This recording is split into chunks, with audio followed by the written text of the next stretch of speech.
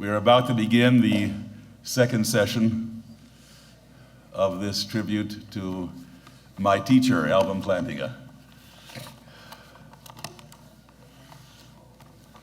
Is Al here? No. I think I can't start till Al's here. I'll go out and yell at people. Invite them.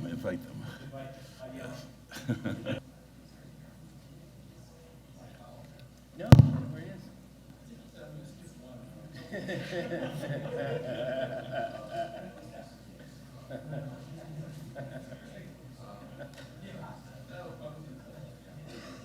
It's great,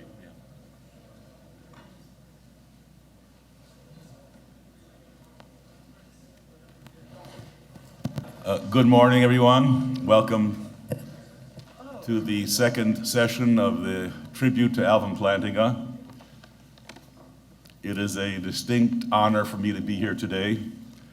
I became Alvin Plantinga's student some 50 plus years ago at Wayne State University.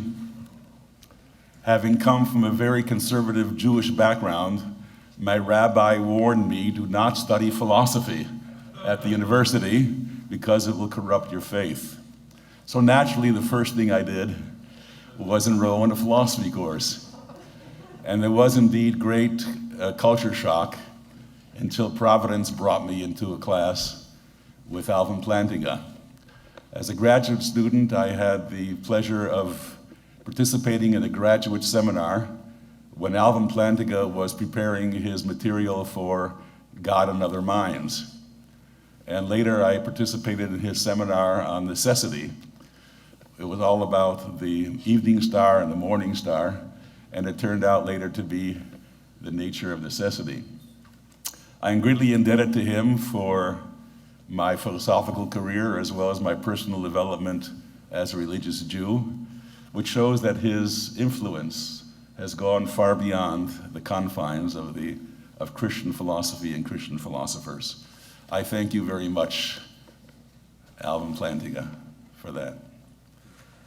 Today we have, as our main speaker, Trenton Merricks from the University of Virginia.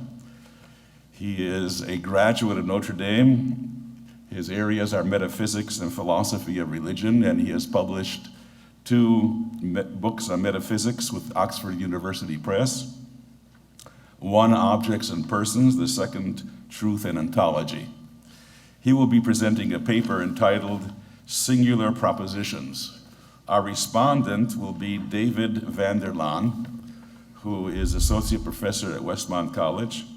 He's published papers in logic, metaphysics, and philosophy of religion. And relevant to us today, he is a co-editor of a collection honoring Alvin Plantinga entitled Knowledge and Reality, Clure Publications. So I am happy to present to you Trenton Merricks, Singular Propositions. Thank you. Is Al here? Oh, good. Hey, Al. We start right at 9? All right. Okay, I'm going to give my paper now. All right. Alvin Plantinga says, quote, let's say that a proposition directly about some object or objects is a singular proposition. Plantinga does not define the words directly about, but he does give examples of propositions that are and examples of propositions that are not directly about this or that individual. I know the whole paper is in that booklet you got, but it's going to be seem even more boring than it is if you read the paper while I read.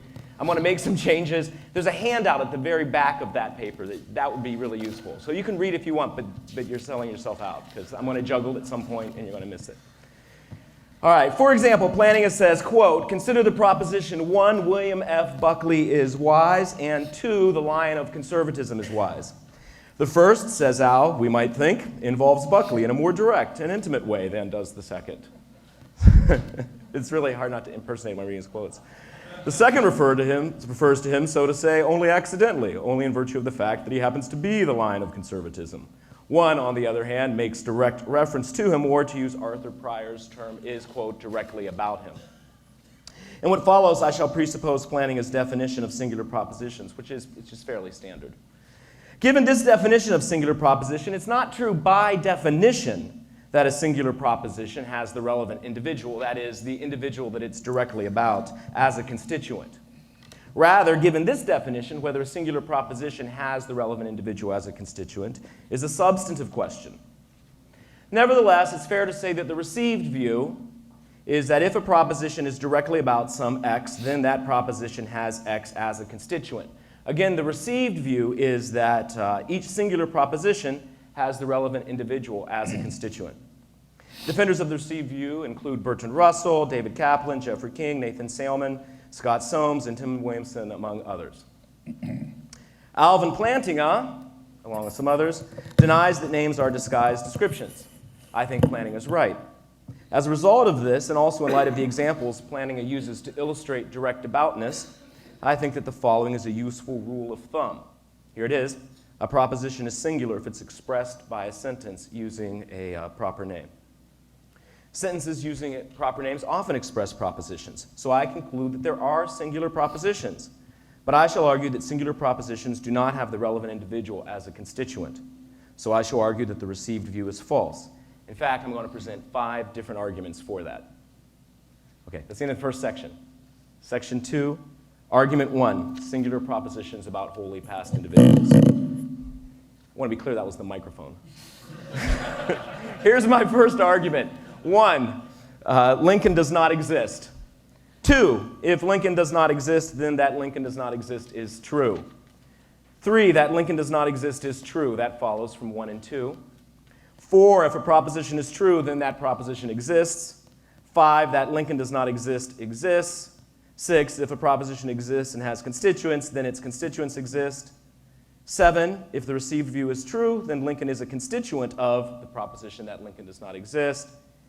This is on your handout. 8, if the received view is true, then Lincoln exists. That follows from 5, 6, and 7. Therefore, the received view is false. If you think Lincoln is the soul, and so he's still existing, you could stick in Bucephalus, or anything you think doesn't exist now. Unfortunately, the above argument will not persuade everyone. On the contrary, even despite the thing I just alluded to, nearly every premise of the argument is controversial. Some of those controversial premises are shared by 2 of the arguments below, and so I'll consider them below in Section 5. Similarly, objections pertaining to serious actualism, which are relevant not only to this argument, but to 2 of the arguments that follow, will also be addressed in Section 5. But there is one objection that applies only to this section's argument. This objection focuses on a controversial premise that's unique to this section's argument. This is its first premise, which is that Lincoln does not exist. Eternalists will say that objects located at past times are just as real as objects located at distant places. So they will say that although Lincoln is not located at the present region of time, he is located at some others, and so he exists. So eternalists will deny the first premise, Lincoln does not exist, and they would deny the premise, Bucephalus does not exist, of the above argument. Indeed, eternalists have even turned the above argument on its head. They have said, first, that the received view is true, and second, that there are true singular propositions about Lincoln. Therefore, they've concluded Lincoln must exist, therefore eternalism is true. Well, I think eternalism is false. More to the point, I think Lincoln does not exist, so I accept the first premise of the above argument. Moreover, I accept the other premises of the above argument, even the other controversial premises. The above argument's valid, so in part because of the above argument, I reject the received view. And I'm going to give 2 more arguments similar to this one that don't depend on the falsity of eternalism. Okay, that's the end of that section. Argument 2, singular propositions about individuals that never existed. Alvin Plantinga says, quote, perhaps there's an unexemplified essence E, a sperm cell and an egg, an actually existent sperm cell and egg, that being the only kind there are, such that if that sperm and egg had been united, then E would have been exemplified by a person resulting from that union. Nathan Salmon, perhaps inspired by Plantinga, in the later article, Salmon says, quote, let us name the possible individual who would have developed from the union of sperm S and egg E, if S had fertilized E in the normal manner, no man. No man does not exist in the actual world, but there are many possible worlds in which he, or perhaps it, does exist. So I think that the term no man does not mean the individual who would have developed from the union of sperm S and egg E. It's not what it means.